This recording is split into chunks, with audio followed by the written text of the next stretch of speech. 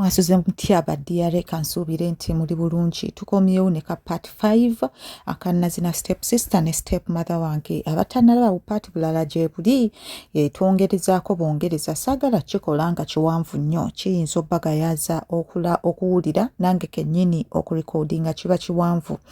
Kale twakomye ng'omuvubuka atudde mu ruumu ye muyimo ogw'amaanyi nga alowooza kugenda mu ruumu ya muwala. Step sister we Shakira bw'ati agamba nasituka then n'entambula straight mu ruumu y'omuwala nakonkona emirundi nga 8 nga taggulawo. Luvannyuma nnyo kyava nziramu n'agamba oyo ali ku luggi, nze neebase n'enjogera ne mugamba yenze.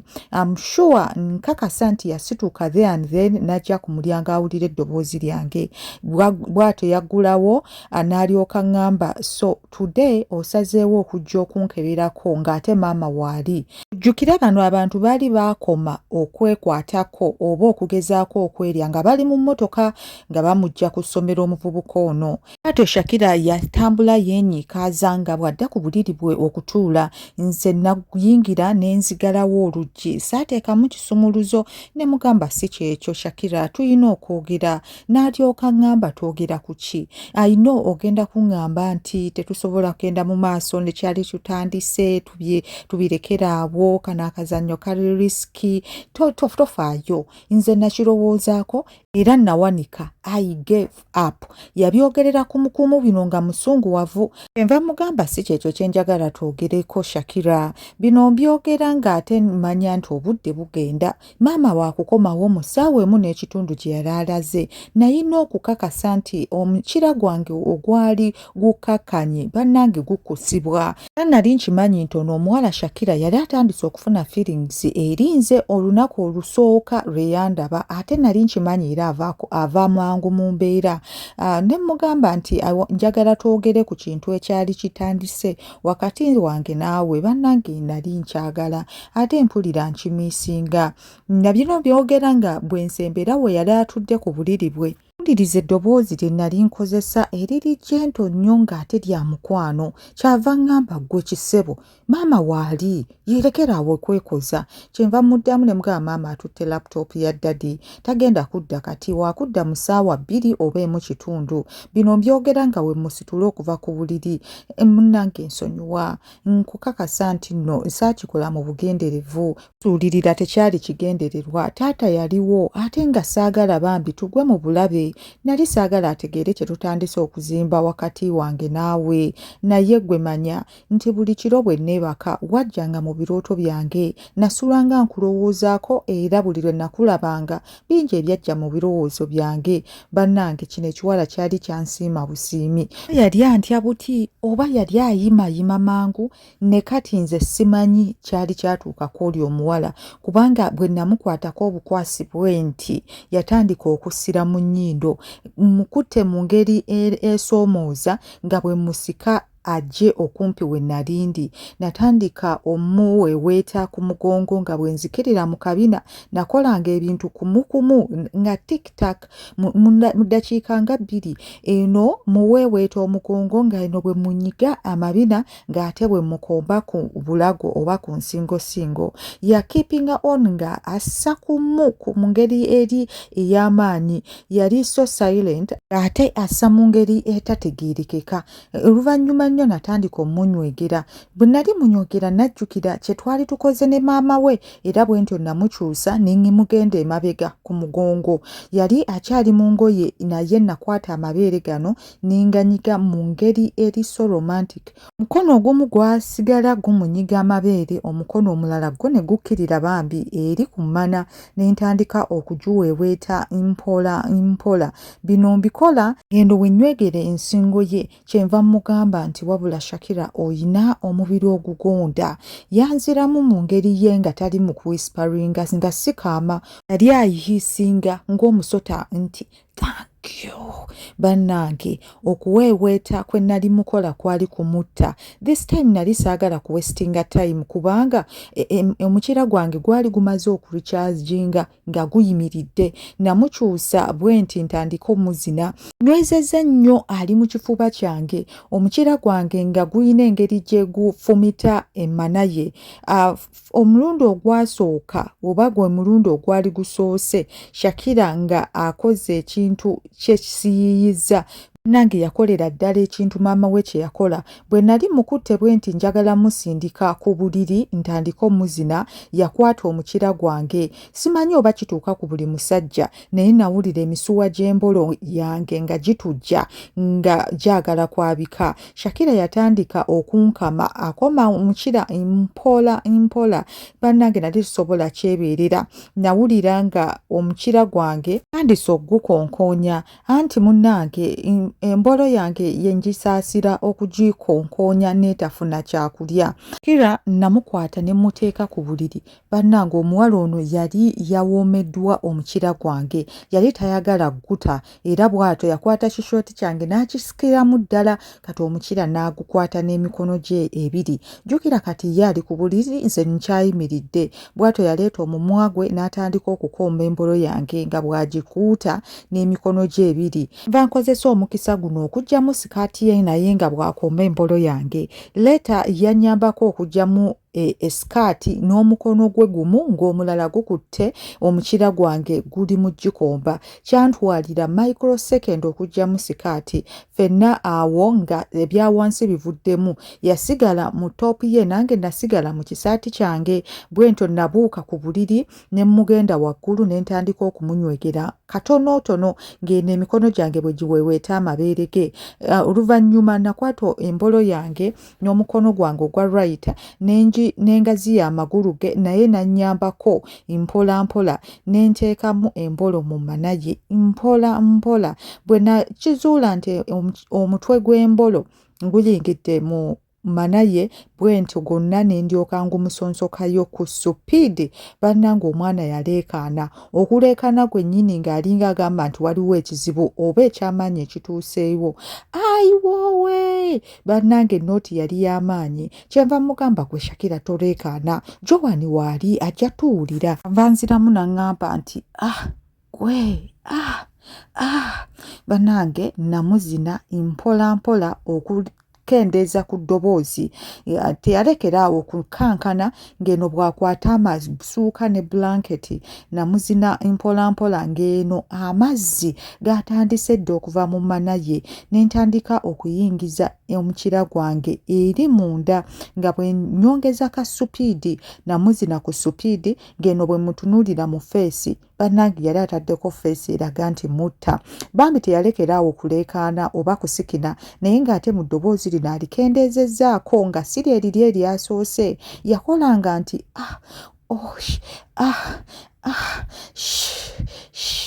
bannange nayagala okukoza kwa sitayiro mukwano gwange ke yali yambuulirako ku ssomero nti omuwala omukwata ekigere ky'ekimu n'okiteeka ku kisenge ng'eno bw'okiwaniridde awo omuzina omuwala n'akakasa nti ono omuvubuka azina wabula. Era bwentyo nakikola. Nakwata ekigere ky'ekimu ne nkiteeka ku kisenge. Embolo yange olwayingira emmana ye olwo Shakira n'aleekaana.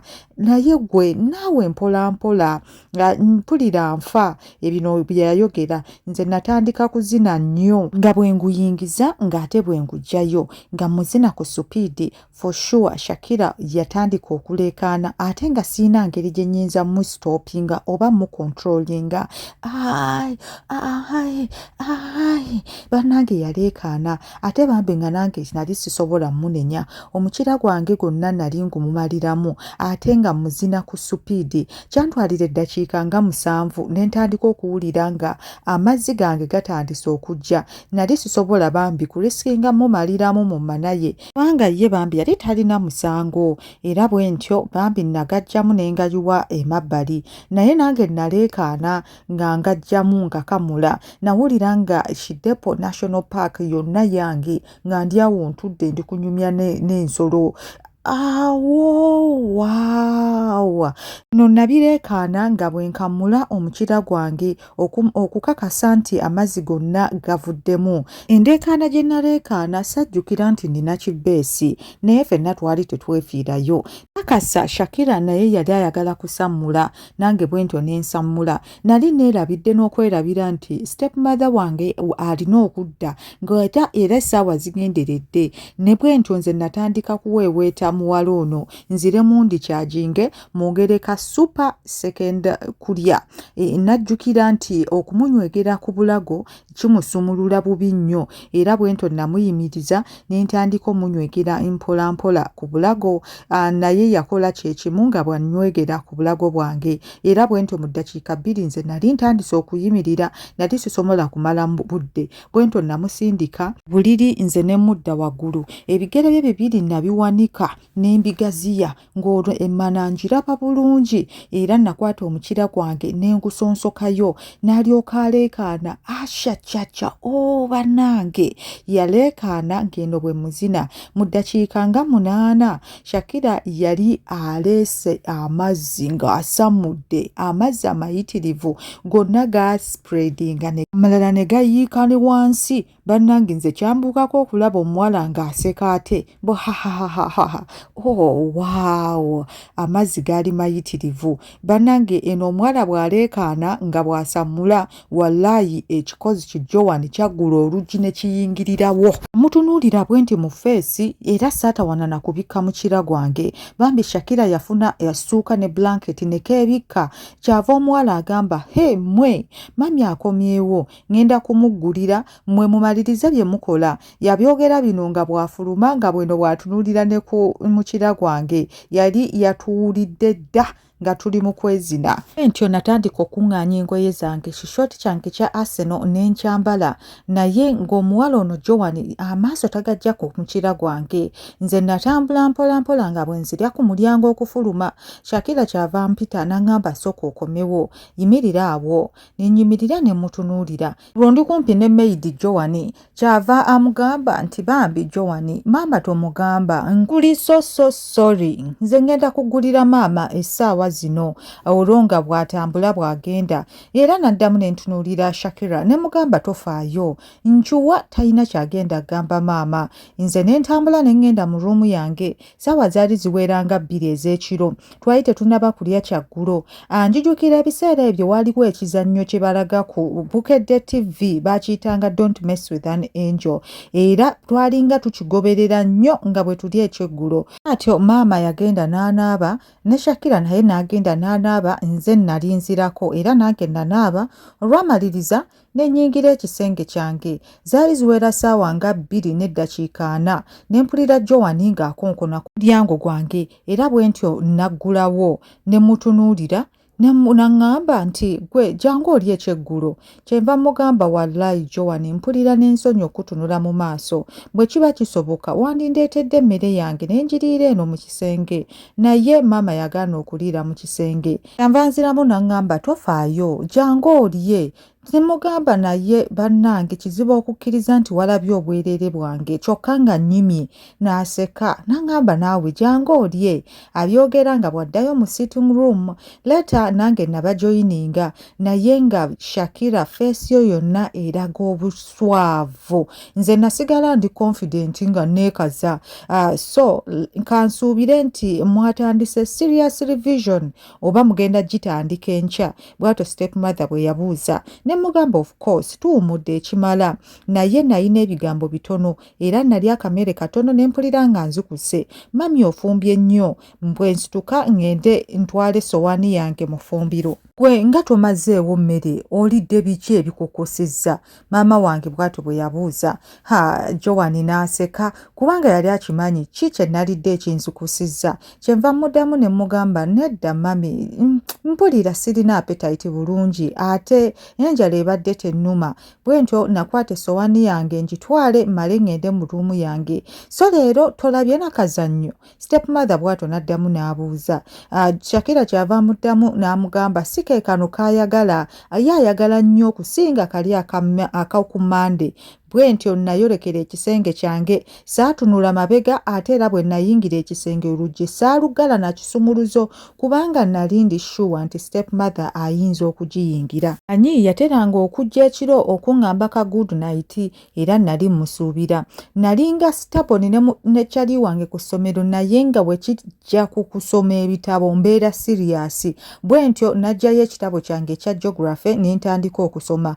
Omanyi bw'osoma ng'opiikinga nga by'osoma obikwata oba toyagala kulekeraawo. Nasoma ebitabo for 2 hours essaawa zange 2 tewali yali ansumbuwa. Bwe namala bwe ntyo ne njijayo akatabo kange aka summary ne peeni ntandika okunootinga bye nasomye. Nagenda okuwulira oluggi lwaggula awo zaali ssaawa 5 ez'ekiro. Kutunula nga stepmother bw'atyo yayingidde yansanga ndikola summary. Mwana gwe ng'oli mugezi nnyo. Ssebo obeera muno mu ruumu yo ng'osoma ebitabo. Kale singa muwala wange Shakira naye alinga nga ggwe ng'akikola nga ggwe. Bwe ntyo naseka n'alyoka amuyita, gwe Shakira yitawo wano. Omuwala n'ajja n'amugamba, olaba muganda wo abeera muno ng'asoma ebitabo gw'olowooza nti yagambye tugenda kutandika okurivisinga next week. Buli omu alina okwefaako. Maama wange bw'atyo aboggolera muwala we. Ne mugamba nedda si bwe kityo bwe kiri. Namugamba tugenda tandika okusoma naye okumuyambako next week.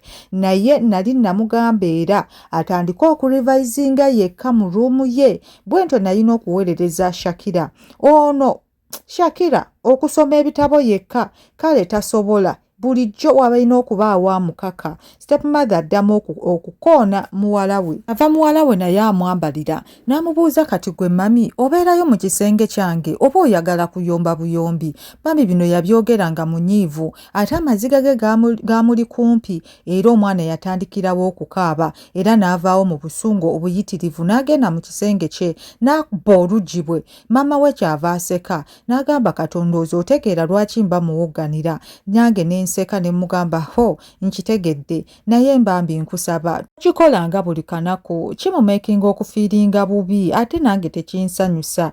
Ko maama n'agamba nti bwe kibanga kye nnina okukola okutuleetera okufuna aka private moment nze naawe nja kikolanga buli lunaku. Nenseka waawo ne mugamba, kale mami bw'atyo yagalawo oluggi n'ajja n'atuula ku buliri bwange. Naye lwaki oganye okulya emmere? N'ambuuza. No, ndi just fine. Namuddamu nga bwe nteeka pen ne ka summary book kange emabbali kubanga nali nkimanyi azze kunnywegera oba okola ekintu ekirala.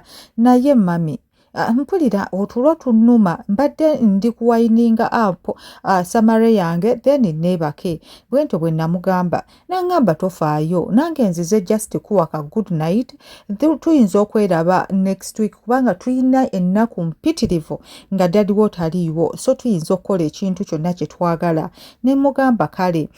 Ne mugamba naye nanyumiddwa nnyo ekintu kye twakoze nze naawe mu ruumu yo byanyumidde. I enjoyed everything. N'agamba wow.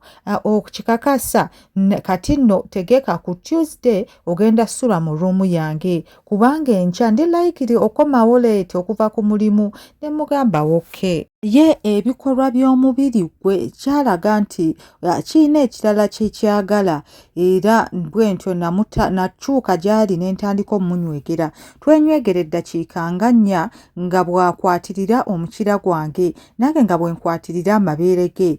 Naye after dakiika nawulira ng'omukira gwange bannange guzzaamu ne guyima naye nali siina kye nsobola kuddamu kola. Nali siyinza kuzina kubanga nali naakazina muwala we. Era bwe ntyo namugamba good night. Atyo n'afuluma ruumu yange. Naye ku Monday ku makya ssaawa nga 12 namuwulira nga agenda okukola so nga ate nali namuwuliddeko ne mu ruumu yange era ku makya naye neefuula atamuwulidde. Muwala we azuukuka ssaawa 3 oba ssaawa 4. Ekintu kyaŋŋamba nti genda oyogere ne Joani kubanga nali nkimanyi nti mami agenze ku mulimu ate muwala we azuukuka leeti. Bwentyo nafuluma ruumu yange ne ngenda mu sitting room. Joan azuukuka nnyo ku makya ayoze ebintu asiimule n'okusiimuula ennyumba. Ebintu bye ebisinga yabikolanga ku makya. Tamusangawo mu sitting room kubanga yali akyali bweru. Alabika bwe yamaliriza okuggala geeti n'abaako yakola ebweru. Byajja n'ansanga nga ntudde mu sitting room. Yanneekanga kubanga yali akimanyi nze ate nzuukuka ssaawa 5 ez'okumakya, kyava mbuuza leero ng'ozuukuse mangu. Ne mugamba wabula nasuze nkuloota, nasuze nkulowoozaako, mpulira njagala twogere. N'agamba beera siriyasi, osobola otya okutandika okundootako? Ne mugamba tulina okwogera. N'agamba nti kale mbuulira by'oyagala okumbuulira kubanga nina ebyokkola. Te engeri gy'ozzeemu otandise okunkanga. Ne mugamba totya, naye tugende twogerere mu ruumu yange kubanga wano Shakira ayinza otuwulira. N'agamba sisobola genda mu ruumu yo bannange, sisobola. Ne mugamba kale kiryoke, tuyinza okgenda ne twogerera mu ruumu yo. Bannange nakkiriza nga tampadde na buzibu, ne twolokera ruumu ye. Mulindeeko paati eddako. Kano kakome wano ku ddakiika 2 abakawulidde okutuusa eno gye tukomezza. Bannange mwebale nnyo, Omukama abampere kye musinga okwagala. Mubeere bulungi, mulinde ka paati akeddako, twesange. Bye bye, mbagala nnyo.